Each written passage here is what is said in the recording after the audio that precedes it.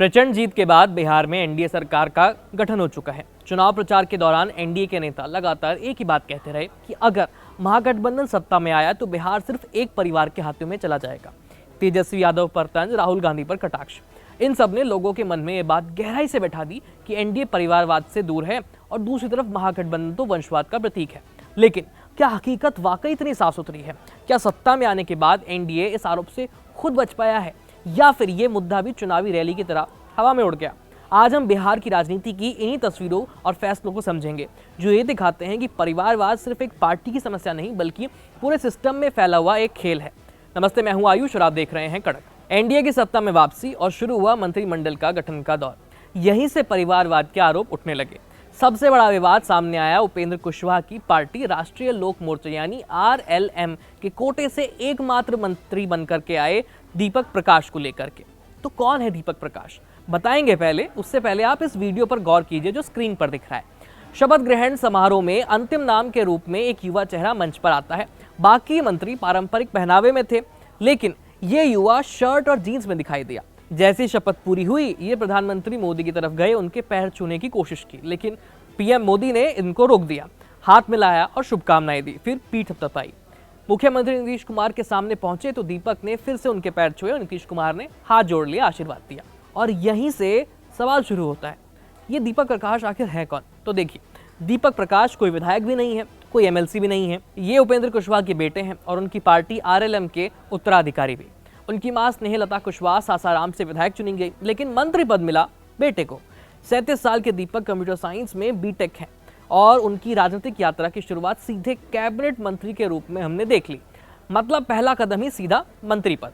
यहाँ साफ दिख रहा है कि उपेंद्र कुशवाहा ने एक तीर से दो निशाने साध लिए। पहला, बेटे को मंत्री बना करके पार्टी की बागडोर उसके हाथ में सौंपने का संकेत उन्होंने साफ साफ दे दिया। और दूसरा, एनडीए के साथ हुए एमएलसी सीट वाले वादे को उन्होंने अपने बेटे के लिए इस्तेमाल कर लिया, भुना लिया। उधर चुनाव के समय नाराजगी दिखा चुके कुशवाहा अब केंद्र सरकार में है, खुद राज्यसभा सांसद हैं, पत्नी विधायक है और बेटा मंत्री बन गया बिहार में। दूसरी मिसाल पर गौर कीजिए, जीतन राम मांझी की पार्टी हम यानी हिंदुस्तान आवाम मोर्चा के नेता और पूर्व मुख्यमंत्री जीतन राम मांझी परिवारवाद के तौर पर बड़ा उदाहरण बनकर के सामने आए हैं। हमने 6 सीटों पर चुनाव लड़ा और 5 पे जीत हासिल की और इनमें से 3 के टिकट तो उनके परिवार को ही मिले। पहला, दामाद प्रफुल्ल मांझी, दूसरा बहू दीपा कुमारी और तीसरा समधन ज्योति देवी।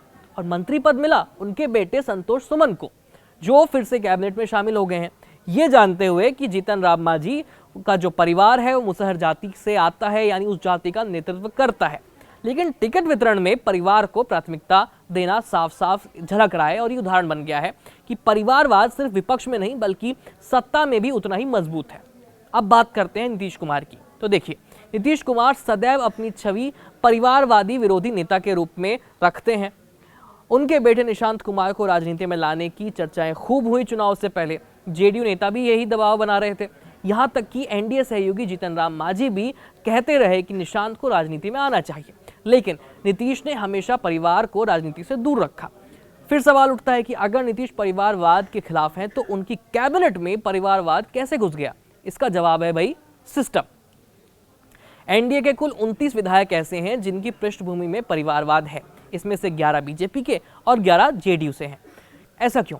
क्योंकि चुनाव जीतने की सुरक्षित सीटें जो हैं अक्सर उन्हीं परिवारों को दी जाती हैं जिनका उस क्षेत्र में दबदबा है, और वही लोग बाद में मंत्री भी बनते हैं, कैबिनेट का हिस्सा बनते हैं।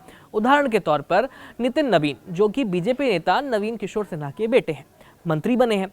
श्रेयसी सिंह पूर्व केंद्रीय मंत्री दिग्विजय सिंह की बेटी हैं, जमुई से जीत करके कैबिनेट में अब शामिल हो गई।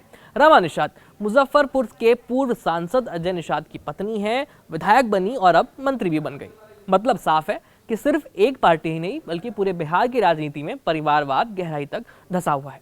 बिहार में परिवारवाद का ये खेल सिर्फ मंत्रिमंडल तक सीमित नहीं है बल्कि चुनावी टिकट, राजनीतिक विरासत और जातीय समीकरण और रणनीति सब में समाया हुआ है। चुनाव में इस मुद्दे का उपयोग अलग अलग तरीके से किया जाता है, लेकिन सत्ता में आते ही हालात बदल जाते हैं। इससे साफ होता है कि बिहार ही नहीं देश भर की राजनीति में परिवारवाद एक ऐसा ढांचा बन चुका है जिसे खत्म करना सिर्फ भाषणों में मुमकिन नहीं है। जब तक टिकट बंटवारे की राजनीति प्रभाव और वफादारी पर चलेगी, राजनीतिक विरासत चलती रहेगी। लेकिन इससे जनता को भी एक सवाल खुद से पूछना चाहिए कि क्या हम वोट देते समय इस मुद्दे को गंभीरता से लेते हैं या फिर जाति और स्थानीय समीकरणों में उलझ करके उसी परिवारवाद को हम आगे बढ़ा देते हैं। बिहार में एनडीए की प्रचंड जीत, परिवारवाद पर तीखे आरोप और पूरे मंत्रिमंडल में उन्हीं परिवारों का वापस से दबदबा, ये पूरी कहानी दिखाती है कि राजनीति में जो कहा जाता है और जो किया जाता है, दोनों में जमीन आसमान का अंतर होता है। क्या परिवारवाद राजनीति को कमजोर कर रहा है? क्या लोकतंत्र के लिए खतरा है? या फिर ये एक ऐसी परंपरा बन चुकी है जिसे जनता ही बनाए हुए है, जनता के कारण ही ऐसा बना हुआ है? आप इस पूरे मामले को क्या इस पर राय रखते हैं? हमें कमेंट सेक्शन में अपनी जो सुझाव है वो लिख करके भेज दीजिए। वीडियो अच्छा लगा तो इसको लाइक और शेयर जरूर करें और हाँ, चैनल को सब्सक्राइब करना मत भूलेगा। मेरा नाम है आयुष। धन्यवाद।